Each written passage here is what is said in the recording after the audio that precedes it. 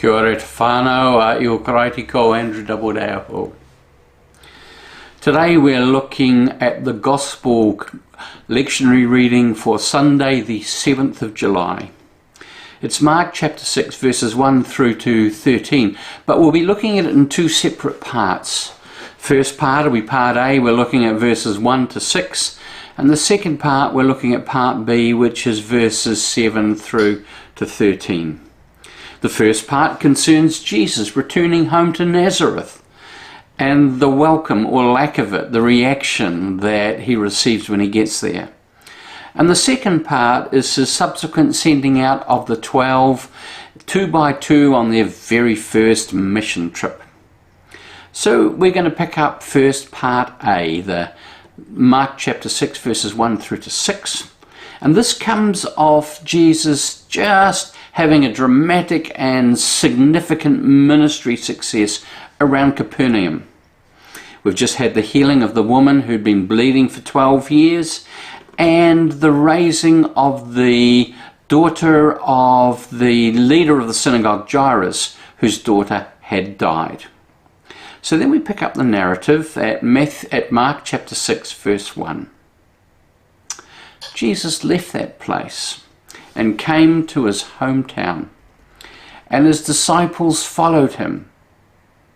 On the Sabbath he began to teach in the synagogue, and many who heard him were astounded. They said, "Where did this man get all this? What is this wisdom that has been given to him? What deeds of power are being done by his hands? Is not this the carpenter, the son of Mary, and brother of James and Joseph and Judas and Simon? And are not his sisters with us here?" And they took offense at him. Then Jesus said to them, "Prophets are not without honor, except in their hometown and among their own kin and in their own house." And he could do no deed of power there, except that he laid his hands on a few sick people and cured them. And he was amazed at their unbelief. Then he went about among the villages, teaching. My first parish ministry appointment was in Wanganui. We had 5 good years there. Towards the end of year 4, it became clear that we'd be moving at the end of year 5. And so Lynn and I and our 3 sons, we went on holiday, and we spent it in Dunedin, where I'd come from. I lived the first 30 years of my life in Dunedin, and now it was 7 years since we'd lived there. And there was a possibility of an appointment in Dunedin. So we spent a week touring around, looking at all our old favourite spots and our haunts, and driving the kids nuts. They were small, they hated it. And we were just with this, and on the last day before we were due to head back up north, Lynn made an observation which changed everything. She said, "Wouldn't it be awful if we came back here and after 6 months it was like we'd never been away?" Oh, horrors! The very thought of it, that we would slip back into the same kind of dysfunctional relationship pattern, that we would slip back into the way that we had thought those years ago, but subsequently our worldview had been expanded, and that we'd find ourselves regressing in some awful way. We never went back. We never went back. And here we have Jesus returning home. We see the English word astounded here in the New Revised Standard Version. In the NIV, it's amazed. In the King James Version, it's astonished. This is likely in his first year of ministry. He may have left home only a few months earlier and now be returning. It may be a relatively short time. And what do we discover? The moment he's back, they're wanting to push Jesus back down. put him back in his place. He needs to know his place. Put him back in his box. Settle back into where he came from. But there can be no going back. If you're not going forward, we are going back. Because the world is moving on without us. And Jesus has moved on. Too much has happened even in that short time.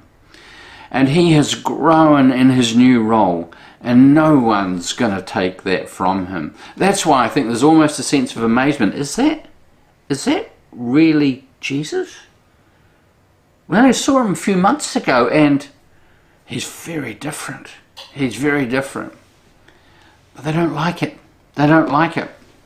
We might imagine that the Greek word that's used here for astonished or amazed is the same Greek word we see in verse 6 where Jesus is amazed at their unbelief. It isn't the same word. The word that's used here for astounded has a pretty negative connotation. That's why it says that they took offence at him. They were not happy. They were not happy. I'm also trying to imagine how it was for Jesus' disciples, seeing Jesus diminished or put down in this way, and the effect that it had upon him at his ministry. He could do no deed of power there, except he laid his hands on a few sick people and cured them. So this left me with some wonderings. The first one has Jesus just lost so much confidence that he's powerless to act. Now, while this is understandable, I think it's very unlikely. Jesus is the most solid person, I believe, who ever walked the earth. He's hardly likely to be bullied into a lesser version of himself. So that leads to another possibility, that the people are so shut down to Jesus that they could receive nothing from him. I'm wondering at the status of his family in their society. And I'm also wondering, because I know through the gospel narratives, it seemed to be widely known, there was real question marks about the legitimacy of his conception and birth. There's something not kosher about it, and that people regarded him as literally a bastard. And so that would have made it difficult.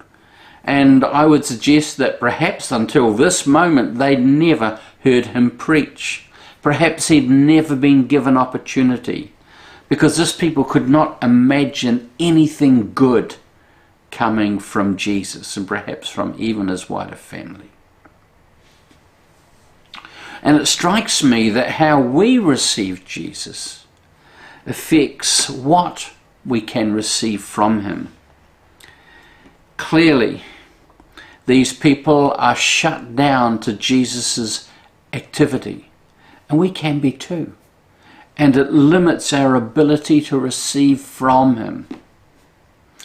And so I'm left wondering how much fuller our lives might be if we were less fearful, less suspicious, less cynical, less concerned about being wrong or getting it wrong, less concerned with the possibility of incurring wrath, less suspicious of others who either claim a stronger relationship with Jesus or observably demonstrate a grace, a generosity of spirit that we are missing.